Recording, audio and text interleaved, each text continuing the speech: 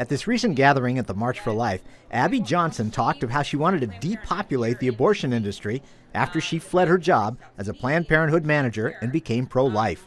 She expected only 10 to 12 workers a year to actually quit. Because it is a hard sell trying to convince people who work in the abortion industry to leave and come to the pro-life side. Johnson is stunned at how many have quit in the 5 years her organization has existed to get them out and then help them out. We are up to 419 abortion workers who have left the abortion industry and have come through, and then there were none. And we also have had 7 full-time abortion doctors leave the abortion industry. Registered nurse Shelley Guillory admits she had to fight her own beliefs to assist in the many abortions she aided. Internally, it was a conflict, and it just began to fester and fester till I just couldn't be there anymore. A sudden family tragedy, the death of her 20-year-old son, gave her 3 months away from the clinic. A pro-life protester and sidewalk counselor showed her compassion when she returned, saying, "What are you doing back here? We thought you quit." And I was like, "No, my son passed away." So I was out briefly. And he was like, "Oh, I'm sorry to hear that." He said, "I wish you wouldn't have came back." I remember walking back into the clinic and thinking a little while and saying, "You know what? I really don't want to be here, and I don't want to even participate in one more abortion." She quit that day, and then there were none rushed to her aid. They assisted me with finances temporarily until I was able to find another job, and gave me emotional support, helped me redo resumes. She really needed that emotional support after taking part in all those abortions. Guilt gets you in the gut where you least expect it. How could I have ever participated when it's not something that I would have chose for myself or my daughters? Johnson understands that guilt over what those abortion workers do every day. It is abnormal to convince a woman to take the life of her child. It is abnormal to pit women against their children.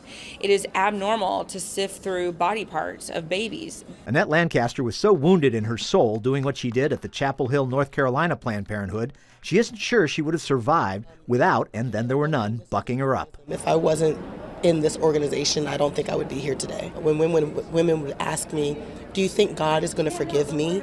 and trying to answer that question in a roundabout way, it started affecting me. I was just in a very dark place in my life while working there. Lancaster knew about "And Then There Were None" because of its business card popping up.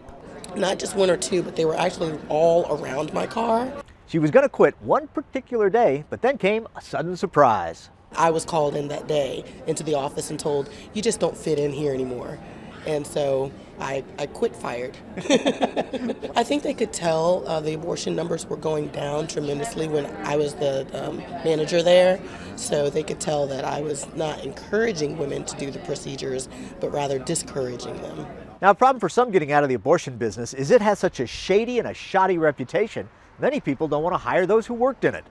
So Johnson is pleading with businesses, especially medical ones, to get over that prejudice and contact "And Then There Were None" and start working with it. Because we want to be able to have placements all over the country where we can say, "Hey, you leave, I have a job for you today." And donors are appreciated. We don't have a Warren Buffett, right, that's giving us millions of dollars. And you're not the Johnson & Johnson. No, I'm not the Johnson & Johnson. I don't have the money to fund it myself. It's just ordinary people giving this extraordinary gift, and it's literally changing and saving lives. And for those doubting if they should be in the abortion world, I would tell them definitely go with your heart, listen to God. Paul Strand, CBN News, Washington.